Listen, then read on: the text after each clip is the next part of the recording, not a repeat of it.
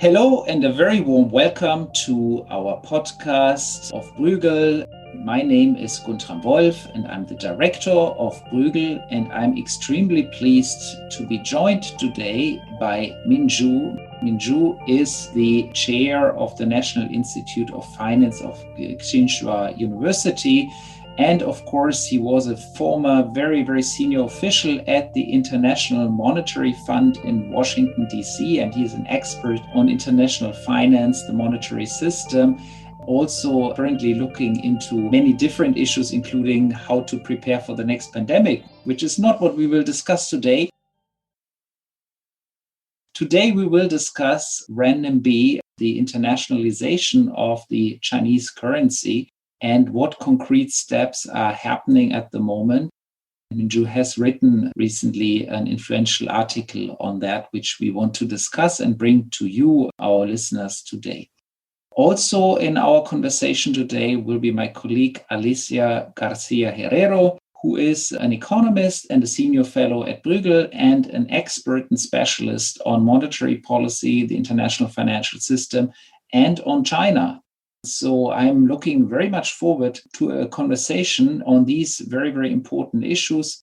As many of our listeners probably know, the discussion on the role of an international currency has been gathering a lot of steam, a lot of impetus in the last years. We've had not only a discussion about the role of the US dollar, but also a discussion about the international role of the euro. And increasingly, we are also discussing renminbi, which is a major currency by now. And with China's growing economic weight and also growing political weight, its role is set to increase. So let me start by asking you, Professor Minju, about what is your current take? Where does China stand? Where do you see it going? And what is your main message on the international role of the renminbi? I think that's still a long way to go as a first issue.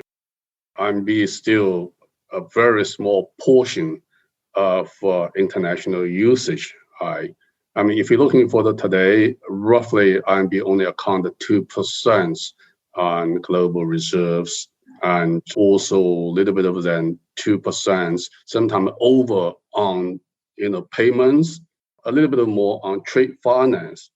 So overall, RMB usage in the international financial system is very small. Because you think about Chinese GDP account roughly 15% of global GDP. And you think about China has the biggest banking system in the world, right? So the Chinese currency position is still relatively small.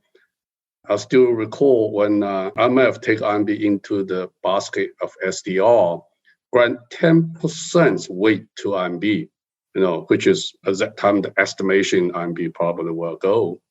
But in the past 5 years, the RMB more or less remain. I think that's the kind of way. The reason also very straightforward, because RMB is not convertible and China's capital account is not completely open yet, right? But meanwhile, the other side is we observed more and more countries in the market use RMB as an international exchange vehicle now. For example, RMB become almost the largest swap line of the whole world, right? There are roughly 30-some central banks have a swap line with China's central bank. Also, RMB also is quite popular in like one Belt One Road areas. And also in many local market, you can see RMB like a legal tender or equivalent to $1. So you will see in the real world, there are a lot of usage in RMB. So that's the whole thing. I think that RMB will move forward because China determined to move into the more market-oriented system. That means we'll gradually open the capital account and also make RMB convertible in some way. Although convertibility is not necessarily a condition for the RMB international usage, it's really the capital account openness. And currently, on the IMF defined 43 items for capital account openness measures. China opened roughly 34 already. So there's still a few key steps to move forward. But I think China is moving into that way. I think meanwhile, when China opened a capital account, so the RMB international usage will increase dramatically because it will become more a vehicle in financial transactions, and rather than simple sort of payments and trade finance. It will take some time, but it's moving into that direction. Well, thank you. I mean, so I think a very clear picture is still relatively small share, but growing. And of course, much bigger share in trade finance and smaller share still in more sort of classical capital and finance intensive activities. Also because the Chinese currency is not yet convertible, and there's also capital account restrictions, capital flow restrictions in place. So can you give us a bit of a sense of, where do you see and how quickly do you see some of those restrictions being lifted? Because at the end of the day, investment into a currency means at some stage full capital account liberalization. So how do you see this phasing in happening? This is a very good question, because the capital account opening is not like you go out, open your door, right? Get the fresh air. No, it's not simple. Historically, we see quite a lot of these cases in various countries, particularly in emerging markets and with financial crisis. Key issue is when you open the capital account, you need to build a few key domestic pillars. One is to build a domestic financial market, big and deep enough to absorb the foreign capital and let the foreign capital can move in and out. I think that this is the most important thing. And the second issue is you need to have market system. It's not only one market. For example, you need the derivative market, right? If you want to maintain the stability, you need that things. You need a forward market, future market, all those things. So you need a whole financial market system. And the basis on that, the third important issue is you basically need a market-based interest rates. You really need a free all type of interest rates and also bonds market, yield curve. You need all those basic infrastructure for the market. Then you need a good regulatory framework and a central bank monetary policy as well. So you have to build, I call it institutional infrastructures. So that will take time. Can you think about China, in my memory, 40 years ago when we started economic reform, there's only one bank, it's a central bank. The central bank was also a commercial bank. It took 8 years with separate central bank and a commercial bank. Gradually, commercial bank will grow, blah, blah, blah, whatever. And it take another 10 years, we get the equity market, get the bonds market. So financial sector is really in infancy stages in China. So it takes time to build those things. And when we build those things, you also have to build a legal system, which also take a lot of time. So China take a very careful step, reviewed all those international cases, right? We understand that China is big, but we still have to be particularly on capital movements issues and got to be very careful. So the one issue is really when we sort of two things have to go parallel. When we build infrastructure, I just mentioned step by step, accordingly, we can open. So I think those the things we are doing. For example, we more liberalize interest rates, market-based. We set up the yield curve. So then gradually we open the future market and let capital move into these different things, right? But it will take time. Yeah. Well, let me bring here Alicia into the conversation. Alicia, you've been also looking a lot at the Chinese banking system. Yes, Minju just emphasized the importance of deep and liquid capital markets, as well as the reform process and the quality of institutions are all crucial factors for an international currency and, factors where China is making progress. But, it takes time. It's a long process. So where do you see China's role in the international currency markets? First, thank you so much, Professor Zhu Min, for the wonderful intro to the renminbi internationalization. And to Guntram to really bring to the forefront the importance, and this is since McKinnon that we know this, and I still remember Chile's financial crisis in the 70s that, Yes. basically showed us all how hard it can be if you do not follow the right sequencing, and you open your capital account before you free interest rates and make sure that your financial sector is strong enough. So I think China is really following this McKinnon sequencing of reform, and it's very welcome. But I want to bring something that I think is essential for this podcast, which McKinnon didn't think about because it was impossible, which is a digital currency. How does this sequencing change in the event of a digital currency? Can you meaning China or anybody else, but we're talking about China here, manage to square the circle?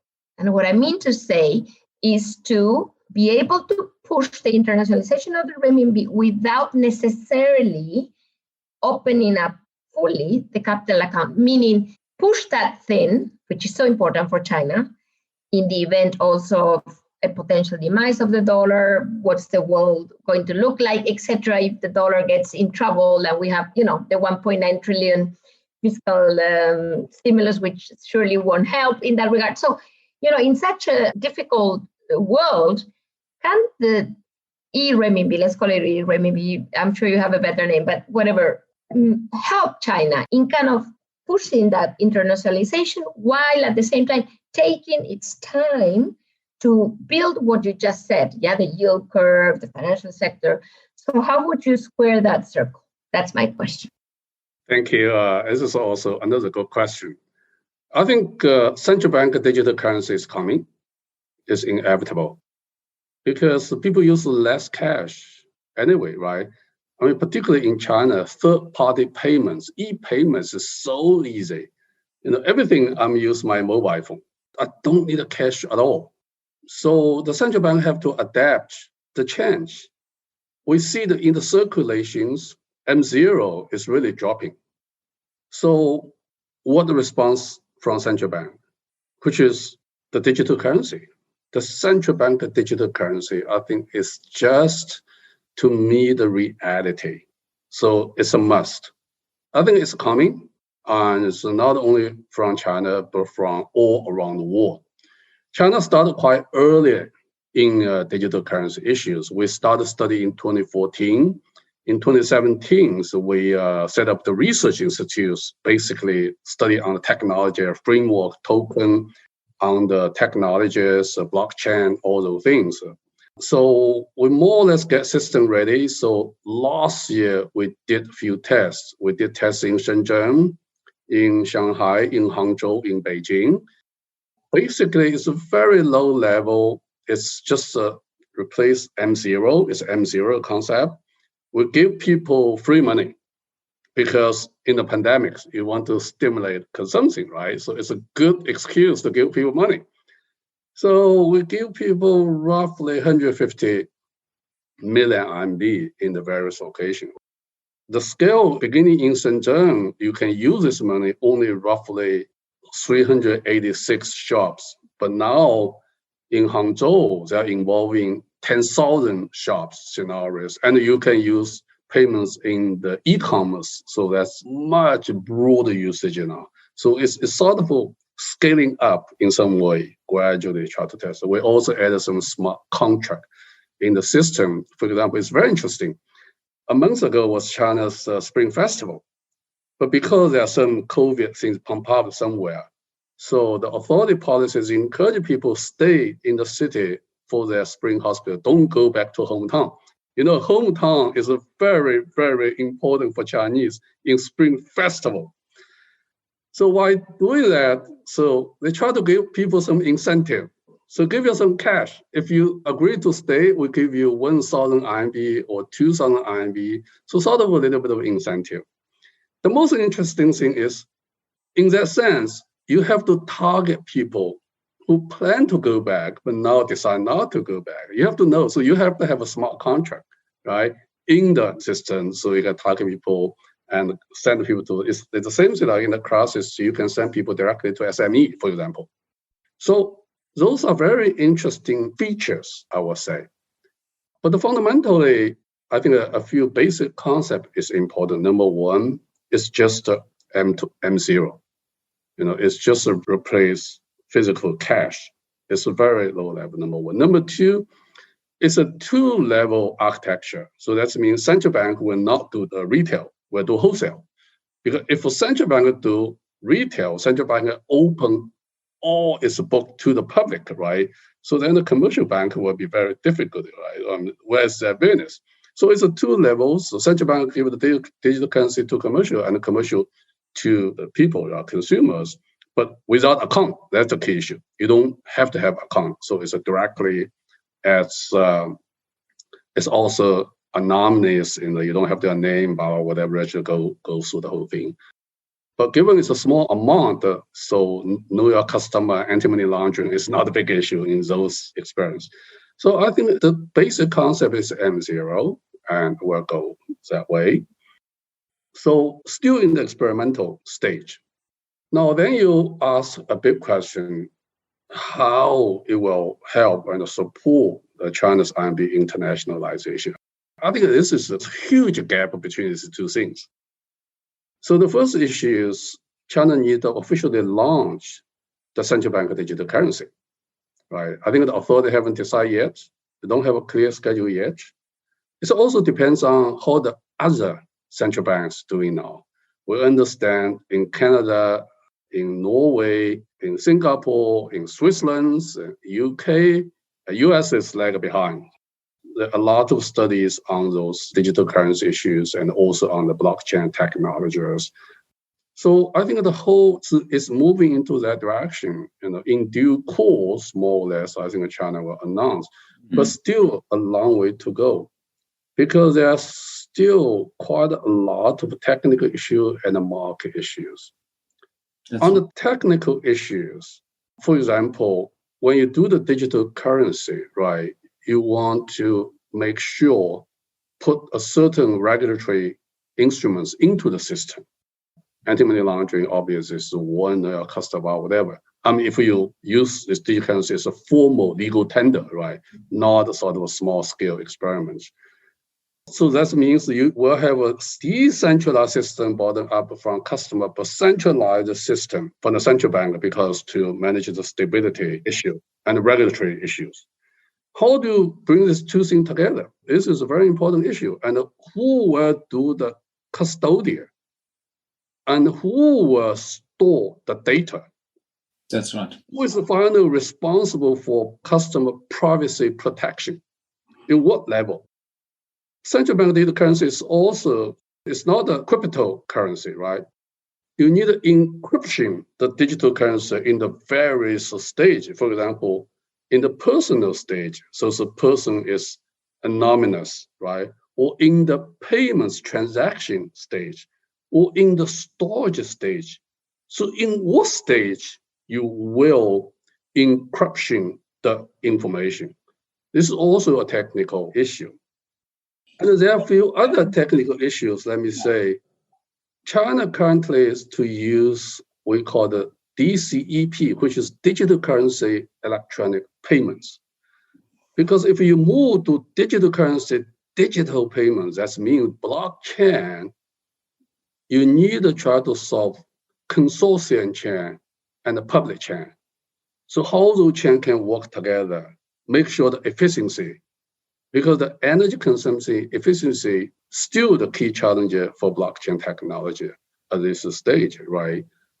More than that, for example, if a private tech company building a good blockchain system becomes infrastructure, should central bank issue the digital currency on the private-owned blockchain system as a distribution network? How would that impact on the market competition and the financial stability? So there are a lot of technical issues we are carefully assessed to study. So the first issue is you have to pick a proper technical path. But the real challenge is you don't know what is the right technical path because the technology changes every day, right? Yeah. So you have to let the market to decide you have to have the competition on all those institutions to work together. The second issue, is the most important thing, is really how we bring in the regulatory instruments into the system, building in the system, not from outside, imposed to the system. It's too late, right? And the third issue is obviously is the privacy issues. So they are still really go back to the bottom line. It's the technology issues. And we're very careful assess those things, try to figure it out to make sure if we run, it's a safe, fair, and secure system. Wonderful. I mean, this discussion about a digital central bank currency is, of course, a discussion that is extremely important and is extremely actively held, not just in China, but also, of course, in the European Union. I had the pleasure of recently hosting Fabio Panetta, who is the executive board member of the European Central Bank, working and overseeing the file of how Europe will introduce its digital central bank currency. And one important dimension that we discussed, I think we discussed all the dimensions you just mentioned. I mean, the privacy dimension, the regulatory dimensions, the very important technical dimensions, the financial stability dimensions, because indeed, as you create a digital central bank currency, there is a risk that deposits will move from basically the bank account to a digital currency. And so there are then financial stability concerns, especially in periods of financial distress. And so one of the issues that the ECB is contemplating is really about limits to the amount of digital cash that individuals can hold. And those limits, interestingly, are differentiated also for domestic consumers and foreign consumers. And since we want to sort of discuss the foreign dimension of the renminbi, I want to push you a bit on that. What the ECB was communicating is that while citizens in the EU can hold up to, and I forgot the precise number, several thousand euros, it would limit the amount of digital euros that people outside of the EU could hold. And why was that idea pushed? Well, because I asked, why don't you give higher limits? Because at the end of the day, that's a way of internationalizing the euro. Well, the answer was, well, it could do harm to financial systems outside of the Eurozone. And the principle needs to be do no harm to outsiders also. So I'm wondering if you can reflect a bit. That's a very good question, because the difference between the physical cash transaction and the digital cash is in the physical cash transaction, you basically can see it, right? Unless you do smuggling, but still very limited, because you think of how big is the car, how big is the boat, whatever, smuggling. So its impact on the whole financial system still is very limited. In terms of those type of illegal activities. But in the digital currency world, it can be very different because the money can move over seconds and can move very fast. So in that sense, it may cause also the exchange rates volatility and the capital flow move. Currently, I think it's very difficult to have the system, the central bank monetary system, to capture that or to take the same quick reaction to stop, to change, or to guide that type of things. Because everything happens in seconds. So I think it's nice to start with a precautionary way and gradually, because this is a very new issue, right? It's coming. And I think it's inevitable. I think the future, we will see digital currencies coming, combined with a central bank legal tender, digital currency, and the stable currency, stable coin is coming, right? Issued by commercial entities. And cryptocurrency is also part of that by some high-tech company. So all digital. Digital currency is coming, is absolutely. But that's very new. So particularly for across the board, because it's involving capital flow and take a precautionary approach, I think it's a smart. In that sense, the BIS also have directives and emphasize how can we deal with cross-border issues. So go back to Alicia's first question is, I'll give you a long answer, but I haven't touched your last part yet. So I think it's two separate issues. Number one, the Chinese digital RMB will move by its technology path and gradually also along with international and movements. Meanwhile, the normal RMB internationalization also will move. Whether the digital currency will help or not support RMB internationalization is not all clear. It depends on whether people will be happy and to use the digital currency in their transactions, which is we don't know, right? And because for a currency, at the end of the day, it's the currency's credit, right? Whether people trust it, it's a trust. People want to hold it, to use it. So you have to let the market define. So this is also important. The Chinese authority, particularly central bank, is very careful on technical issues and make sure don't make technical mistake. Absolutely. Of course, not only by issuing a digital currency you can ensure its internationalization, but there are instruments that you do not have with a physical currency. So, for example, about a third of the dollar banknotes circulate overseas. This used to be a lot of senior, it's not today because rates are much lower. But the point is, this was totally demand driven. Why? Because basically the interest rate on that cash was zero. But of course, with the digital currency, it can be positive. Or it could be negative if, say, Planeta is really worried, rather than just creating quantitative controls, Guntram, he could just simply charge a negative rate, meaning, which is what he's and this brings us, this brings us to parallel exchange rates. I mean, we go back to nobody will have a fully open capital account if like pushing the argument. So, Guntram, it's very interesting that we didn't even start creating a digital currency and we're already thinking controlling the digital currency, whether positively to push it forward or negatively in the ECB's case. I'm letting you talk now, Guntram, by creating some quotas. But I'm saying it is kind of funny. What I'm seeing is that it won't be as free as it used to be somehow, because you can manipulate the rate, the quota, who holds it, because you have the centralized ledger. So you do know who holds, don't you? That's also. There's a few issues in your comments. The first issue is, I think, since it's a central bank digital currency, it's a legal tender, we all agree we should not pay interest rate, right? I mean, for example, in liberal, they still will pay the interest rates and also has a very complicated mechanism to distribute those interest rates. Obviously, it's not very successful, right? So it's put off later. So you should not pay it. But it's moving, and also across the board will have, as you mentioned, a potential parallel exchange rates. That's very impossible because it's a demand and supply, right? And demand and supply in the digital world and the real world can be very different because there's only a special limited group of people will move into the digital world. Right, it's not all. So this group, they behave, their character, and how they run the money and how they impact on the interest rates or exchange rates, still unknown. We're still in a very early stage.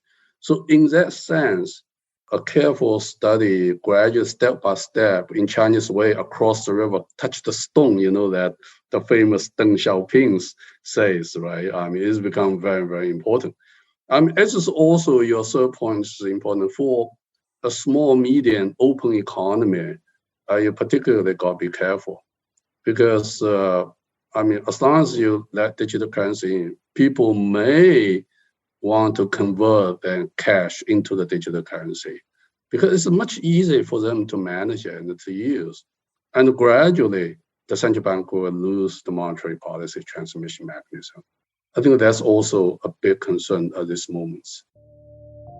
I'm afraid the time is flying really very quickly. We have already discussed 30 minutes. And, I would love to continue discussing because it is such an important topic. And you've really given us unique insights into the thinking and the activities in China on the renminbi, but more specifically also on the digital currency, which I think I agree with you is the frontier issue. It's the key issue. It is contemplated around the world, and it has major implications, not just for the domestic economy, but also for the currency's international role. So let me really thank you for your time today and for your wise and open words. And let me also thank you, Alicia, for chipping in with great questions and great ideas. Until next time, thank you for joining us. Thank you for tuning in. Please tune in again to our podcast on www.bruegel.org. Thank you. Thank you so much. Thank you. It's really nice to talk to you both.